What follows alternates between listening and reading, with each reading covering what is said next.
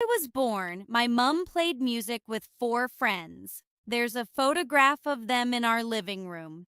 Evie, Grace, Angela, Kate, and my mom. They were the Sweet Pepper Band, and they played South American music. Mum played guitar. Mum had long, dark hair. In the photograph, she's wearing a big hat, a red shirt, and yellow trousers. She looks South American, but she's not. She's English. She's smiling in the photograph. She looks beautiful. She's beautiful now, too. But these days, her hair is short and the dark brown color comes from a bottle. Mum doesn't play her guitar very often anymore. It sits in the corner of the living room, waiting for Evie, Grace, Angela, or Kate to visit. When I was a little girl, I liked to put my small hand on the front of Mum's guitar while she played it. My hand moved a little because of the music. Mum said that was called vibration. She was happy that I could feel the vibration of her music when I put my hand on her guitar. And she wasn't angry when one day I had blue paint on my hand and I put it on the guitar. Mum liked me to feel the vibration of her music, you see. That's because I can't hear her music. My ears don't work. I'm deaf.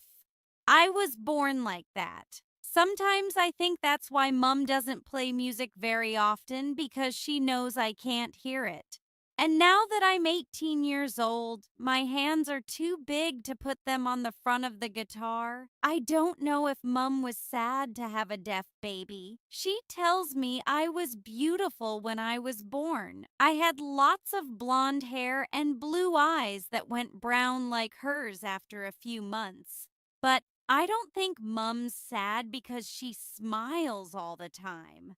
Mum smiles more than anyone I know. She's always happy. That's one of the things everyone loves about her. The children at Busy Kids Day Nursery, where we both work, all love Mum. Busy Kids is Mum's business. She started it 5 years ago. Mum's really good with children. I remember when I was quite young, 5 or 6 years old, I was sad about something. I don't remember what I was sad about, but I do remember what Mum said. We sat in a chair together with her face close to mine and she put her arms around me. We stayed like that for a while and then she sat back so she could talk to me. Mum and I use our hands and fingers to talk to each other. It's called signing. Anyway, Mum said that we can choose how to be in life, happy or sad. She said, "Life's short, so choose to be happy." I try never to forget those words. I try to be like my mum because I think she's a wonderful person. I don't know much about my father because he left after I was born. All I know is that he played music too, and that he's French. He lives in Paris now. Mum and my father met when he was working in Norwich for a year. They fell in love and soon got married. Dad moved into the house where Mum and I live now. Norwich is a beautiful place, but it isn't as big and exciting as Paris. I think my father got bored. Or perhaps he was sad when I was born deaf, because that's when he went away to live with his family in Paris. He never came back. Some of my friends don't talk to their parents very much. My friend Suzanne sometimes tells her mother she's with me when she's really with her boyfriend. She does this because her mum worries about her all the time. She worries about where she is and who she's with. But Mum and I are very close, and I couldn't tell her something that wasn't true. Anyway, she doesn't worry the way Suzanne's mum does, so I usually tell her everything. But I didn't tell her when I fell in love for the first time. I don't know why. Perhaps it was because it felt so strange, because I felt so strange. It was almost like being on a boat on an angry sea. Sometimes I was afraid of how I felt. And there was another problem. I didn't know the name of the man I was in love with. Just for a moment, try to think what it's like to live in my world. Stop what you're doing and put your hands over your ears. Are there no sounds at all? Or are the noises of the street just quieter than usual? I know Mum loves listening to the sounds of birds singing in the countryside when we go walking. In my world, there are no birds singing. There are no noisy men working on the roads. No people leaving bars late at night shouting at each other. No babies crying. But the man I love doesn't live in my world. He lives in the hearing world. The first time I saw him, he was standing in front of the shop across the road from our house. He was putting apples and oranges onto the table outside the shop, and his black hair had blue lights in it from the sun. I watched him from my bedroom window, and I smiled at how carefully he was putting the fruit onto the table. He was like an artist, not a shop assistant. Then, as I watched, a big motorbike went up the street. The young man looked up and smiled as he watched it go past.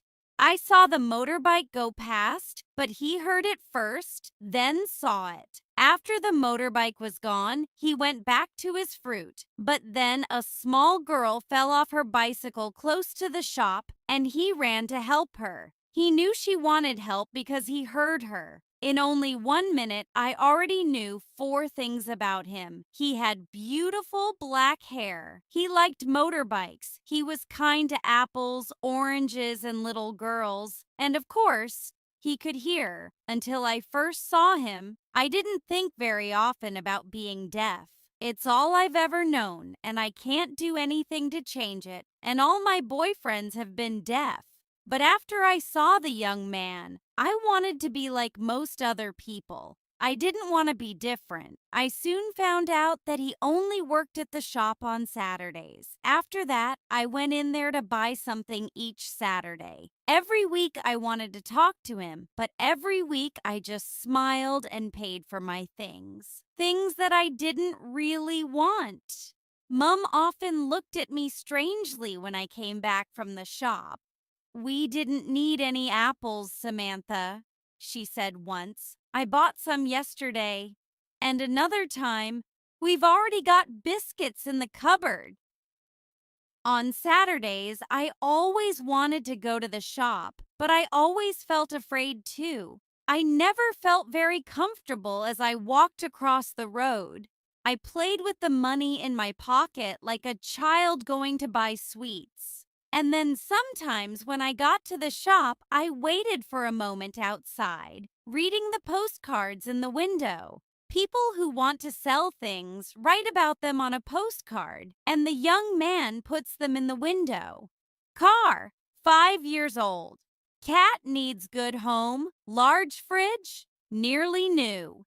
On Saturday, I read all of the postcards twice before I went into the shop. Then, when I was inside, I didn't know what to buy. Mum and I always go to the supermarket on Fridays, and I really didn't want anything. The young man was busy selling bread and cakes to a woman with 2 children. This gave me time to think, and in the end, I decided to buy a newspaper. The shop was often very busy on Saturdays. Usually, the young man just had time to smile at me and take my money. But that morning, it was different. After the woman and her children left, the shop was empty. There was only me and the young man. When I took my newspaper to him to pay for it, he smiled. But when I tried to smile back at him, my mouth felt like wood. Then he said something to me. I watched his mouth closely. We had lessons at school to help us lip read, to watch people's mouths, to read their words when they talk. I can lip read quite well, so I watched the young man's mouth and I thought he was talking about a fire, a big fire. Then I looked down at my newspaper and saw a picture of a house on fire. It was a color picture and the fire was very big and red. I hoped nobody was in the house. That's what I wanted to say to the young man. How terrible. I hope nobody was in the house. But I didn't say it. I didn't say anything. I don't like speaking, you see. I don't like actually using my voice. When I was a child, I often tried to talk, and other children didn't understand me. Sometimes they laughed. That's why I think my voice sounds strange. And I didn't want the young man to think I was strange. When I looked up, the young man was speaking again. Then he waited for me to answer him. But I didn't hear him, so I couldn't. So I just smiled and took my newspaper and left the shop. But as I walked across the road to my house, I felt sad because I was sure he probably did think I was strange now. Chapter 3. My best friend Mum looked at me when I went into the house with the newspaper. We signed to each other. "Are you okay?" she asked, and I did my best to smile. "Yes, I'm okay," I said. She looked at me for a moment as if she didn't quite believe me, and then she said, "Ron's here. He's in the living room." That made me happy again. Ron is my very best friend. We lived next door to each other when we were children. Now he's a student in London, and I don't get to see him very often. He's studying to be a teacher of deaf children. He wanted to become one because of me. Ron learnt to speak to me by signing when he was very young. I went quickly into the living room. Ron was sitting on the sofa reading a magazine. When he saw me, he put the magazine down. "Hi, Sam," he signed to me and smiled. "Hi, Ron." I smiled back and kissed him. "How are you?" I was really happy to see him. I knew I could tell him about my problem with the man from the shop. Ron understood these things. I remember the first time he fell in love. It was with my friend Suzanne, actually. Mum put her head round the door. I watched her mouth move as she asked Ron if he wanted a cup of tea. She likes Ron as much as I do. When we were children, she often took both of us to the sea for the day. Once I asked Ron what the sound of the sea was like. He said, "The sea's loud when it gets to the beach, but it can be soft and quiet too." Usually, I don't feel sad about being deaf, but I love the sea, and I would like to hear what it sounds like very much. I quickly told Ron about the man from the shop before Mum came back with the tea. "Actually, I think I know him," Ron said after a few moments. "My brother's friend has a Saturday job at that shop. He's a student at the university. He lives in Pete's house. Pete is Ron's brother." I couldn't believe it! My man lived in Pete's house. "What's his name?" I asked. "Jim," Ron told me. "Actually, Pete's having a party at his house tonight. Come with me. Jim will probably be there." Parties are difficult for me because I can't talk to people. It's different when I'm with my other deaf friends because we sign to each other and we laugh a lot. Going to a party with them is different to going to any other sort of party. We all speak the same language. When I'm at a party with them, I'm in the center of things. At parties with hearing people, I'm on the outside. Or I feel as if I am. Ron knew what I was thinking. "Come to the party," he signed. "Please, I'd like you to come." "Okay," I said at last, just as Mum came in with the tea. Chapter 4. The Party. Later, I was looking at all my clothes when Mum came into my bedroom. I had a green dress in one hand and a short black skirt in the other hand. I wasn't happy with the dress or the skirt. Mum took a blue jumper from the bed and gave it to me. "The weatherman on the television says that it will snow," she said. Then she smiled and kissed me, and I felt bad that she didn't know about Jim. I decided to tell her as soon as there was anything to tell. If there was anything to tell. It was almost spring, but it was still very cold. Ron and I stopped to buy some drinks on the way to the party, and by the time we got to Pete's house, it was beginning to snow. Ron looked at me as he waited at the door. "Okay?" he asked. I smiled at him. "Yes," I said. "I'm okay." A girl opened the door and said hello to Ron. I didn't know her. She was very pretty and she was wearing a nice red dress. I smiled at her and followed Ron into the house. Inside, we went into the kitchen. It was full of people. All the girls were wearing short dresses or skirts. I was the only one wearing a jumper and jeans. Ron and I took our drinks into the living room. This room was full of people too, and it was hot, very hot. But I couldn't take my jumper off because I wasn't wearing a t-shirt under it. The jumper was a mistake, but I tried to forget about it. "The music's very loud," I said to Ron. "How do you know that?" he asked, and smiled. "Because I can feel it in my legs," I told him, and it was true. It was like my hand on Mum's guitar. The vibration of the music was traveling from the floor into my feet. Then it was going right up my legs and into my body. A man came up to us. It was Pete. He said something to Ron, then looked right at me. Pete knows I'm deaf, of course.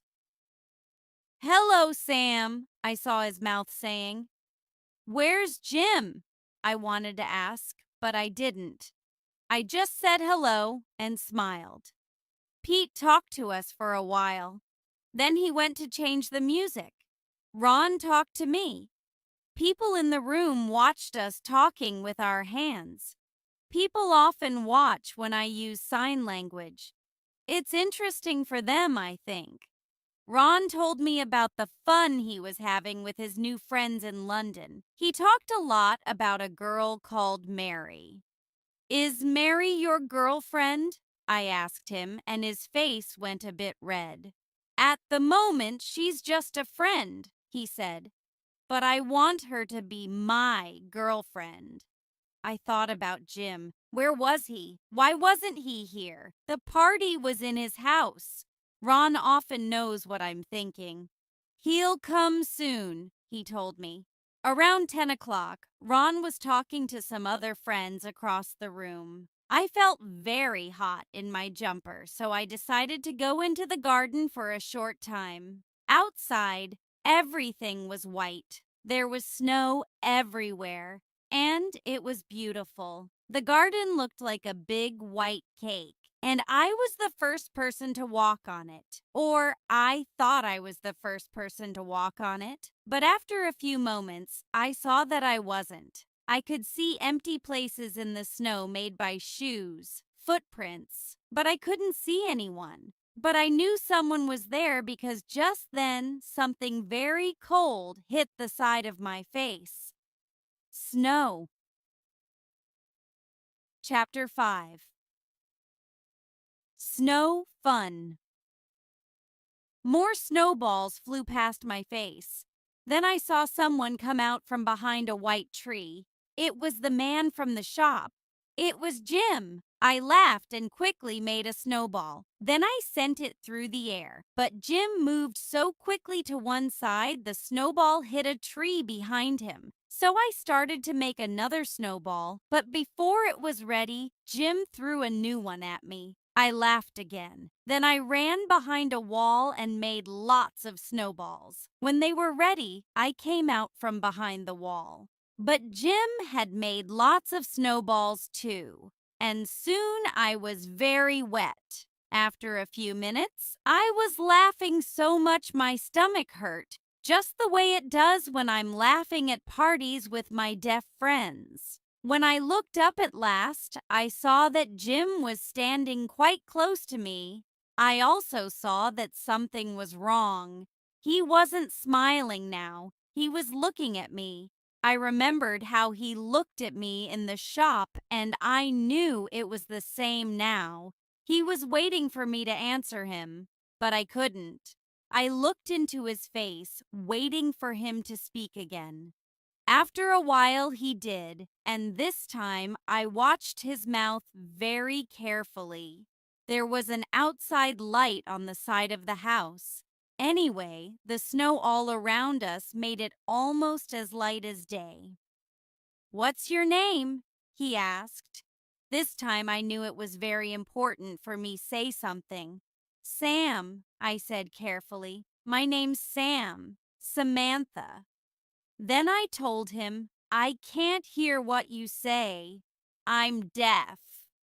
He looked at me for a very long time, and I wasn't sure if he understood. Then he smiled. "Can you lip read, Sam?" he asked. I nodded. "Yes," I said. "Usually." "Then lip read this," he said, moving his mouth carefully. "The time for talking has finished. Get your snowballs ready." Then he ran away and went back behind his tree. Before I could move, snowballs were coming through the air again. I ran back behind my wall, laughing. My first snowball hit him in the face, but he sent one back which got me on my face. The snow was cold and wet in my eyes, but I didn't mind. I was happy. I knew Jim was throwing snowballs at me because he liked me. Sometimes when people learn about me being deaf, they're very careful with me. I feel like I'm a piece of expensive glass. It's difficult to be friends with a piece of expensive glass, but Jim wasn't careful with me, and I liked that. Soon I was very hot, but I didn't want to stop. I wanted to throw snowballs at Jim all night. But after about 5 minutes, Jim stopped. When I looked over to see why, I saw his mouth was moving. But he wasn't looking at me, he was looking at someone behind me. I turned and saw a girl standing near the house. It was the girl in the red dress, the same girl who opened the door when Ron and I arrived at the party. She was saying something to Jim, and she didn't look happy. She wasn't smiling, and her eyes were cold as her legs in the short red dress. Jim started to walk across the snowy grass. When he got near to me, he smiled and looked into my face. "I'll win next time," he said. Then he went inside with the girl. I stayed on in the garden for a few minutes more, but it wasn't much fun now. You can't really throw snowballs at yourself. When I went back in the house, I found Ron in the kitchen. "Sam, you're still here?" he signed. "I was looking for you." He looked at my wet clothes. "What happened to your jumper?" Before I could answer, I saw Jim on the other side of the kitchen. The girl in the red dress was talking to him, but he wasn't listening. He was watching me and Ron speaking with our hands. Ron saw who I was looking at. "Have you been outside with Jim?" he asked, and he smiled when my red face gave him my answer. "I've been with Jim and about 100 snowballs." I smiled as I signed the words. Ron laughed. More people came into the kitchen, and he moved closer to me. There wasn't enough room for him to sign now, so he spoke carefully. "It's very good to see you, Sam," he said. "I like London, but it's not so much fun without you there. Ron is like my brother, so when he kissed my face, I knew it was the kiss of a brother to his sister. But I didn't know if Jim knew that." Chapter 6. Spring cleaning. The next Saturday was the first Saturday in March. Mom always likes us to clean the house on the first Saturday in March. She calls it spring cleaning. She was cleaning downstairs and I was cleaning upstairs. I wanted to be upstairs because I could see the shop from my bedroom window. Downstairs, there are always cars in the street outside and you can't see out very well. I really wanted to see Jim again, and I looked out of the window often while I was cleaning. Once he came outside to put some fruit and flowers onto the cable, but he didn't look across the road. The snowball fight was a week ago now. A week is a long time if you're in love. It was sunny, and the snow was gone now. I was sorry about that. Haven't you finished this room, Sam? Mum stood in front of me, signing. She couldn't understand why I was still cleaning my room. I'm usually quite quick at cleaning when I'm not looking out of windows and remembering snowballs. Sorry, I answered, and she smiled. That's okay. Actually, can you go to the shop to get a bottle of window cleaner for me? I forgot to buy some. I couldn't believe it. She was sending me to the shop. Do you feel okay, Sam? Mum asked me. You look hot. Yes, I answered. I feel fine. But I knew my face was red. Are you sure? She said. I'll go to the shop if you want. No, I signed. I'll go. And I quickly went downstairs and left the house. Jim was busy when I went into the shop. He was standing near the bottles of wine with a man. He was helping the man to decide which wine to buy. The man was quite short. Jim smiled at me over his head. I smiled at him, and then I went over to the bottles of cleaner. Mum always buys the same window cleaner, but I stood in front of the different bottles as if I didn't know which one was best. I wanted the short man to choose his wine quickly and leave. I wanted Jim to myself. At last, the man left, carrying 2 bottles of wine, one red, one white. I took my window cleaner over to Jim to pay for it. When I got there, he was writing something on a piece of paper. Then he gave it to me. The writing was large and black. It was like an artist's writing. I read the words, I know more about snowballs than wine. I laughed. Did you enjoy our snowball fight? He wrote next. I took the pen from him. Yes, I wrote, I did. Very much. After he'd read my words, he looked at me. Then he started writing again. Is Ron your boyfriend? I read. This time I didn't write. I spoke. No, I said. He's my best friend. I haven't got a boyfriend. Jim understood me without any problem, or I think he did because he smiled. Do you want to meet me tomorrow night? He said, and he moved his mouth carefully so I could lip read his words. Yes, I said. I'd like that. How long does it take to buy window cleaner, Sam? Mum asked me when I got back to the house, but I only smiled.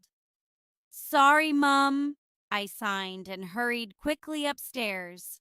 It wasn't until I started cleaning Mum's bedroom that I thought about the girl in the red dress again. Who was she? But I was afraid of the answer.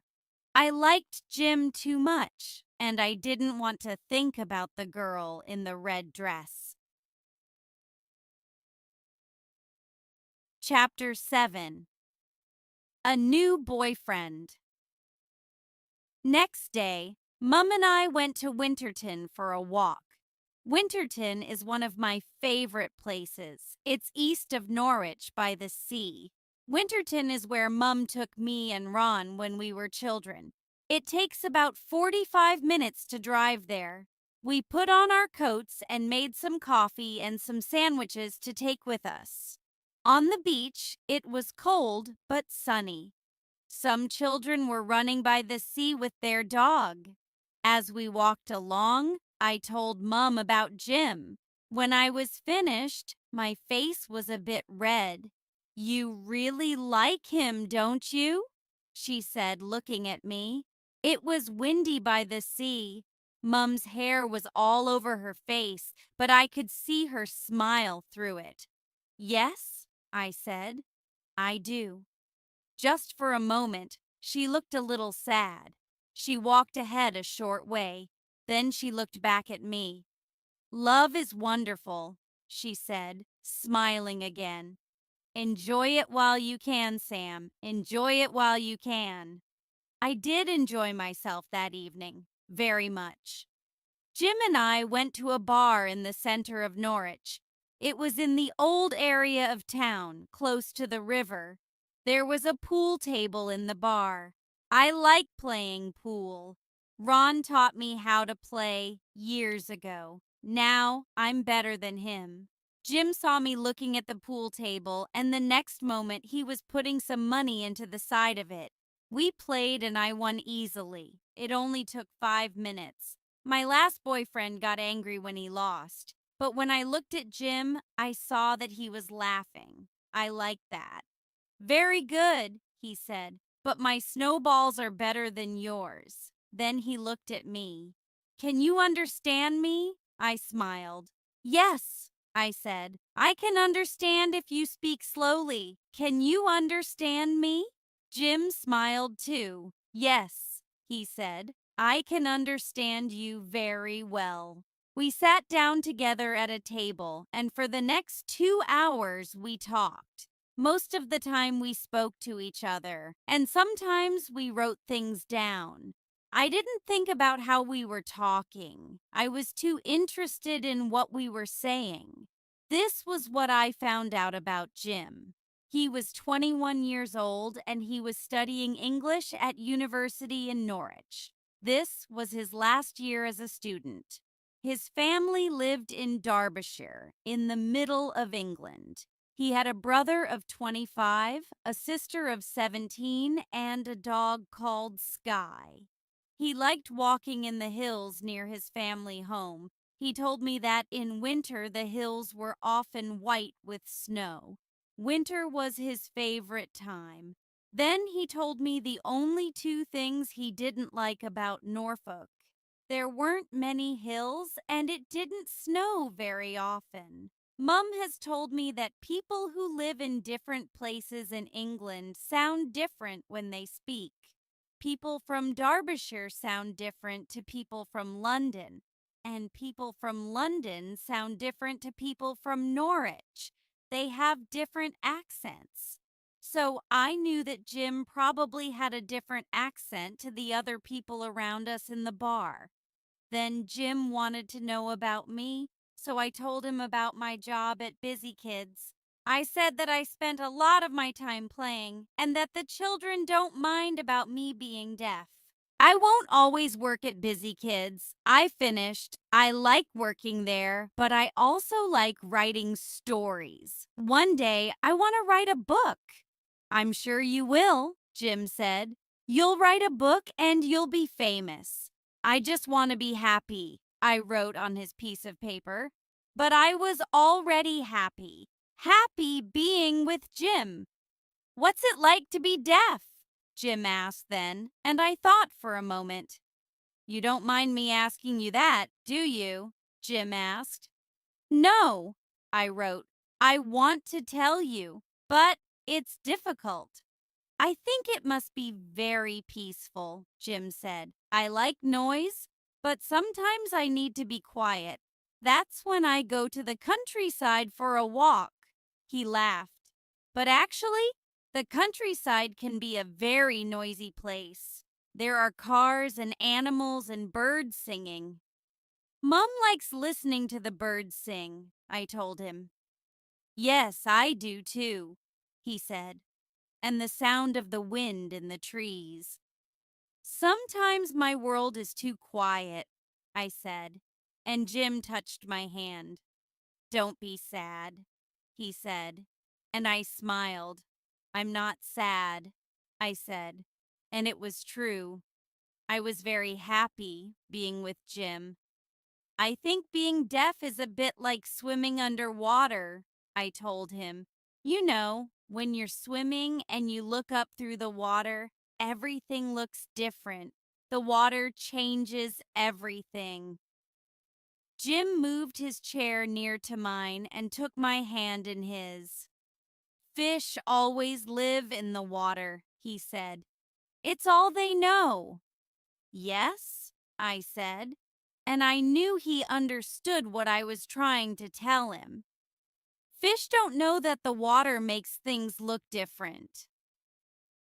When the bar closed, Jim walked home with me. He had his bicycle with him. It was dark, so I couldn't read his lips, but I didn't mind. It was nice just to be with him. We lived in different worlds because I was deaf and he wasn't. But it wasn't important. Outside my house, we stopped under a streetlight. Jim looked into my eyes. "What's your mobile phone number, so I can text you?" I told him my mobile phone number. Then I showed him how to say goodbye in sign language. He tried it a few times. Then he showed me another way to say goodbye. With a kiss? I like that way best. Chapter 8. The Girl in the Red Dress. That evening was the beginning of something wonderful because Jim and I met often after that. Sometimes he went out with his friends or stayed at home to study, but we saw each other as often as we could. We met in cafes or in bars, or we just went for walks. Sometimes we used pen and paper to talk, but usually I read his lips. I showed him some more sign language too. But often we didn't have to talk at all. We just liked being together. When we weren't together, we sent each other text messages and emails. In this way, we spoke to each other every day. Sometimes I felt I was living a dream, a very good dream. I was in love, and I was very happy until the day I met the girl in the red dress again, the girl from the party. It was a Monday morning, and I was on my way to work. Mom had left early to meet a new parent, so I was walking. It was a sunny day, and I was feeling good. I went to the shops to buy food for the children's lunches, and then I walked through the park. I was probably thinking about Jim because I was always thinking about Jim. I didn't see the girl with the red dress until she stood in front of me. She wasn't wearing a red dress that day, of course, but I knew who she was. "Hello," I said, but she didn't say anything. She just stood there and looked at me. Then, when she started speaking, she talked really quickly, too quickly. "Please," I said, "can you speak more slowly? I can't understand you." She looked cross. "What?" I saw her say. "I can't understand you." My face went red, but I tried again, speaking carefully. "Please speak more slowly so I can read your lips. I'm deaf." When she spoke again, she spoke very slowly, too slowly. I could understand every word. "Jim was my boyfriend before he met you," she said. "My boyfriend. We were very happy together. Very happy. I'm good for him in a way you can never be good for him. How can you be good for him? You can't hear his music." "His music?" I didn't understand what she meant. She looked at me. "Don't you know about his music?" she said. "Jim plays in a band. I can't believe you don't know that. The band means everything to him. Everything. And he needs to be with someone who can hear his music. Jim writes songs. Didn't you know that? You really don't know Jim very well, do you? He writes songs and he plays them to me before he tries them with the band. He could never do that with you, could he? So stay away from him. Understand? You'll never make him happy the way I do." She waited for a moment to see if I would say anything, but I was too hurt inside to speak. Hurt and afraid. So she said it one more time. "Stay away from Jim."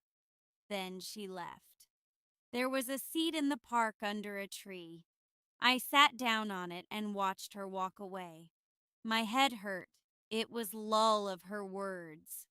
She was Jim's girlfriend until he met me. Was that true? Why didn't he tell me? And he played music in a band. Was that true as well? I thought I knew Jim, but now I didn't know what to believe or to think. I only knew that I was afraid. Very afraid. I knew why Jim never spoke to me about his music, because I'm deaf. Just then, I felt my phone ring. I took it from my bag and looked at it. There was a text message from Jim. "Meet me tonight. I love you, Jim." I didn't answer the message. Mom looked at me when I arrived at Busy Kids. "Are you all right, Sam?" she asked me. "You look ill." "I'm okay," I signed, and I took the shopping into the kitchen where we make the children's lunches. Mom followed me. "Sam," she said, "what is it?"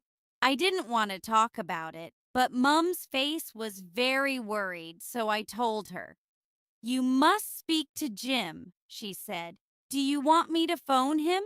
"No," I said. "No, thank you. I need to think." I was sad all day. No, I was worse than sad. My happy world was broken into pieces.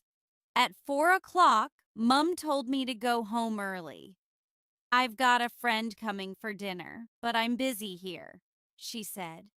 "Can you cook something?" I was happy to go home early, but I wasn't hungry. But I made a pizza for Mum and her friend. Mum got home at 6 o'clock and went to have a shower. When somebody comes to the front door at our house, the lights go on and off.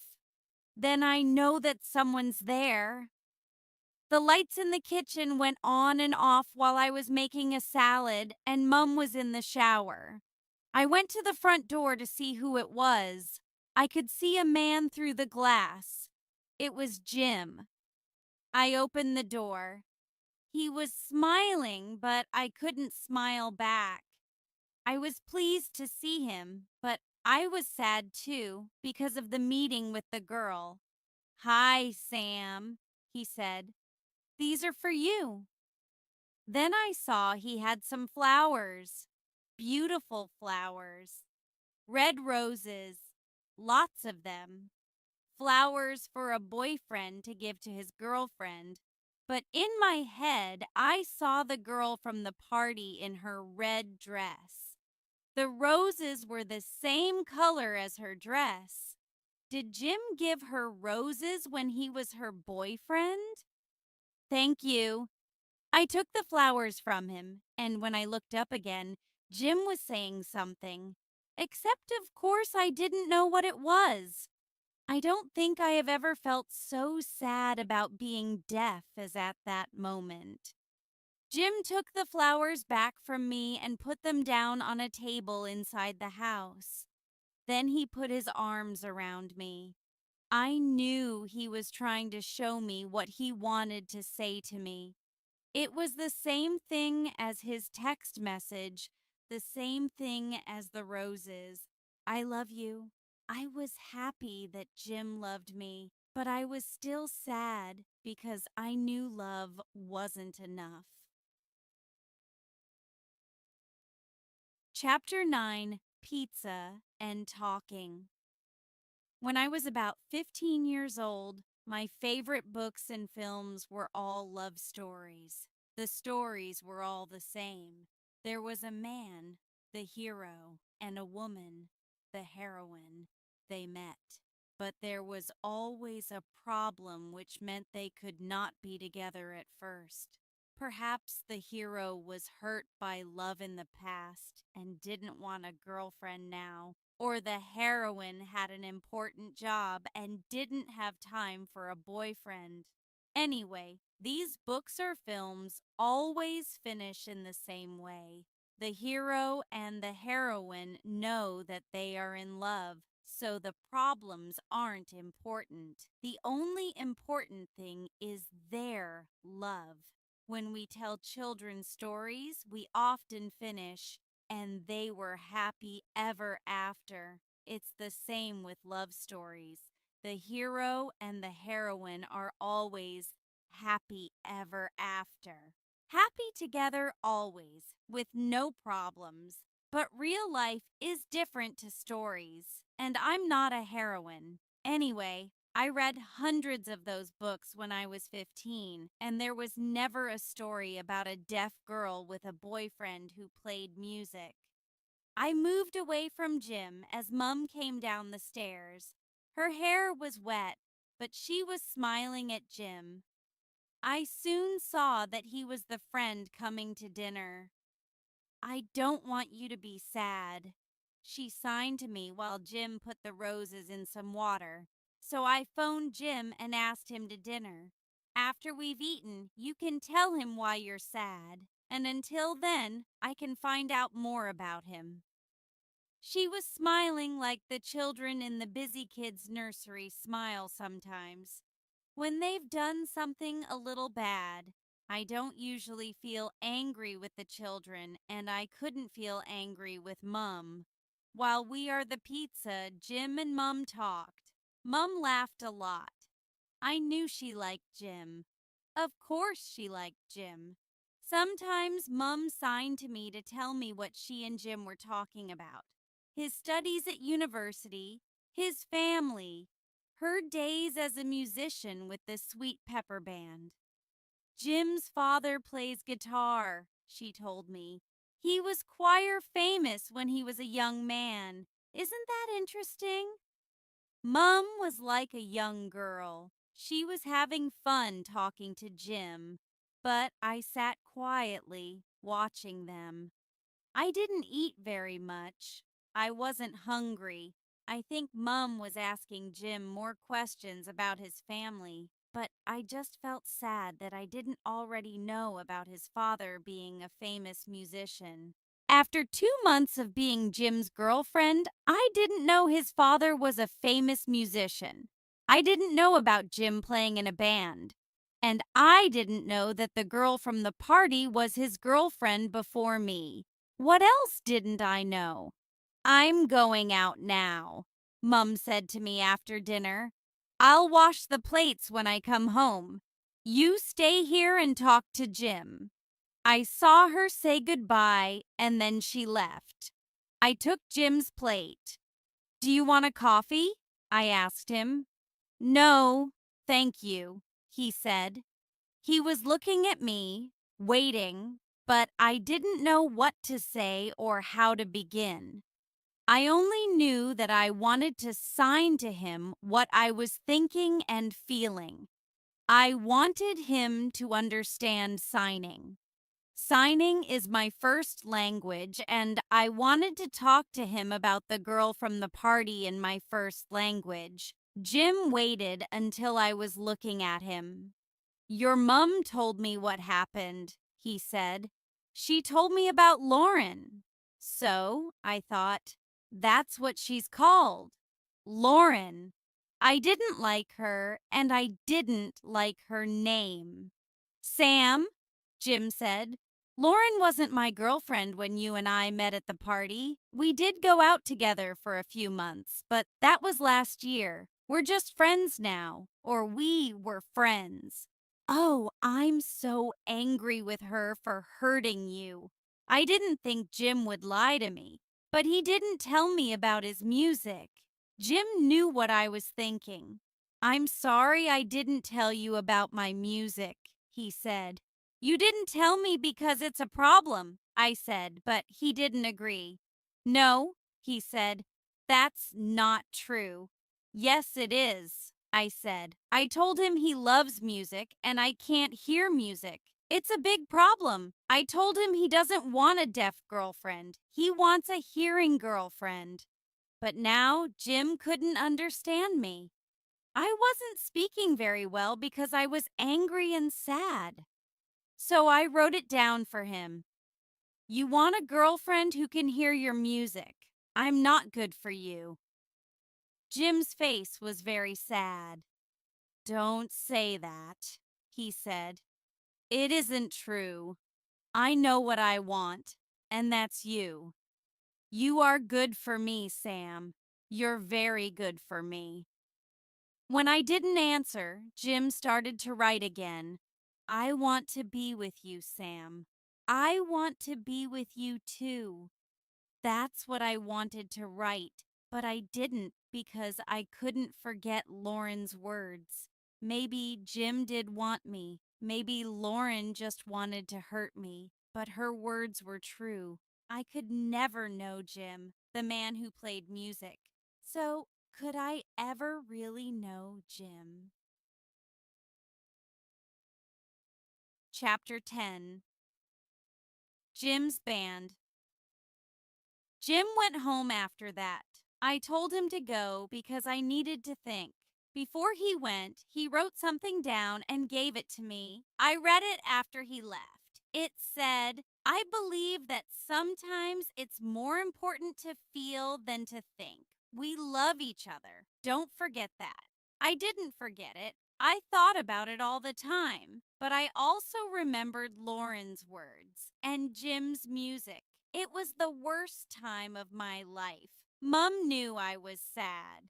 Take a holiday from work, Sam, she told me. Visit Ron in London. I thought it was a good idea. I always had fun with Ron, so I went. But it's difficult to have fun with anyone when your world is in pieces. I was in London, not Norwich, but I still was thinking about Jim. I wasn't having fun at all, and I soon saw that Ron and his friend Mary were boyfriend and girlfriend now, not just friends. Ron felt bad about Jim and me. He tried not to be too happy about Mary when I was there. He didn't want me to feel worse, but every time he looked at her, he smiled, and I understood. Of course I understood. Until a week ago, it was the same for me. I felt happy every time I looked at Jim. But not anymore. A few days later, when it was time for me to catch the train home, Ron took me to the station.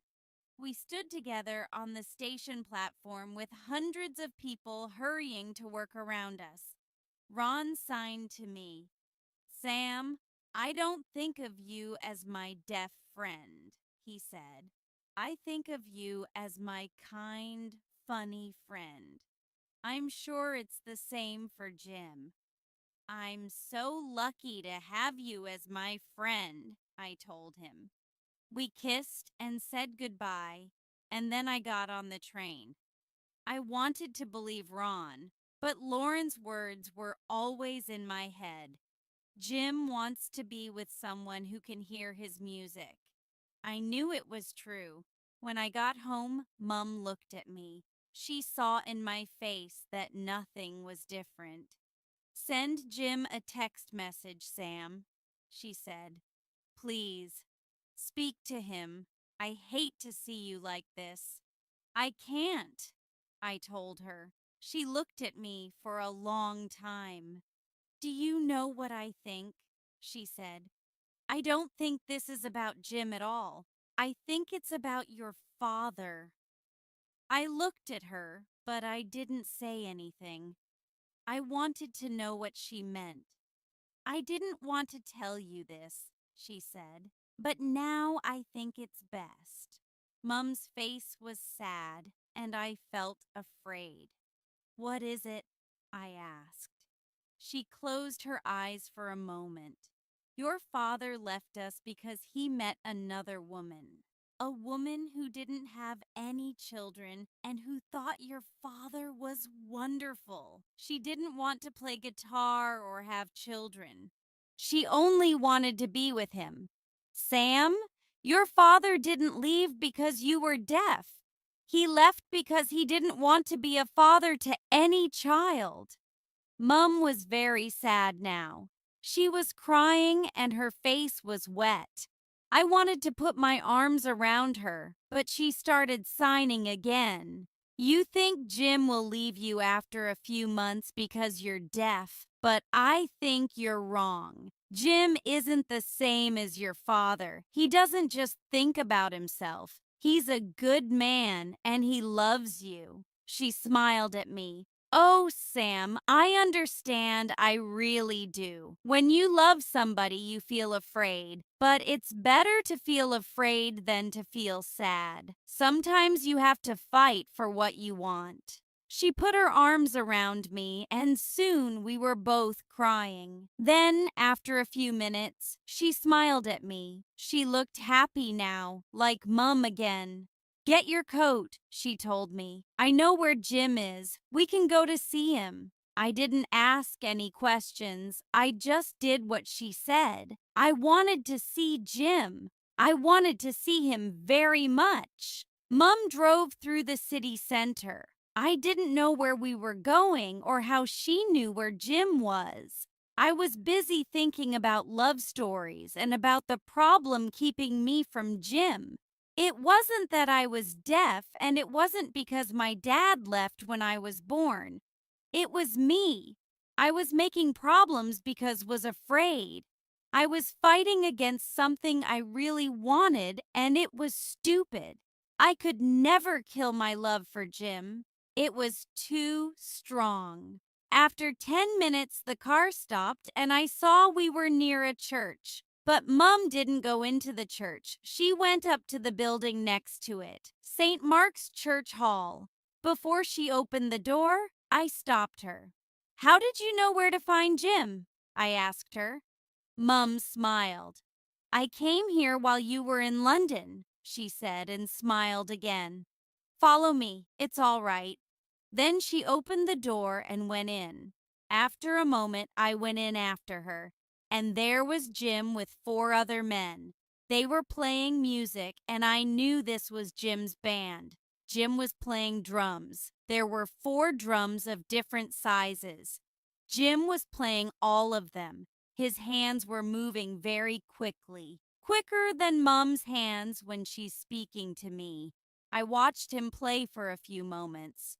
At first, he didn't see me, but I was happy just to look at him.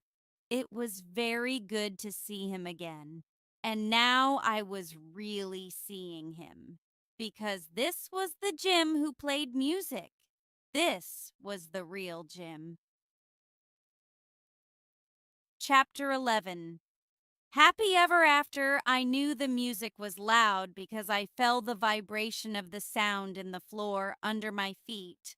Mum put her hands over her ears. When Jim saw me, there was not as much vibration because he stopped playing his drums. He got up and walked over to me, and his friend stopped playing too. I think everyone was looking at us, but I'm not sure. All I remember is Jim's smile and the love in his eyes before he kissed me. As I kissed him back, I forgot to be afraid. This was Jim, and I loved him. There was nothing to be afraid of. After a few moments, he moved about a meter away and started to sign to me. He made some mistakes, but I understood, just as he understood when I spoke to him. And I remembered his fast hands on the drums. There was no problem. This is what he signed to me. Your mum taught me some sign language. Now I'll teach you to play drums. Come with me. Before I could answer, Jim took my hand in his. We moved to stand with his friends. Mum was smiling at me. Everyone was smiling. Jim stood behind me, and his hands were on my hands, and then I was playing the drums. And the vibration traveled from the drums to my hands and up my arms to my head. It was wonderful as my small hand on the front of Mum's guitar.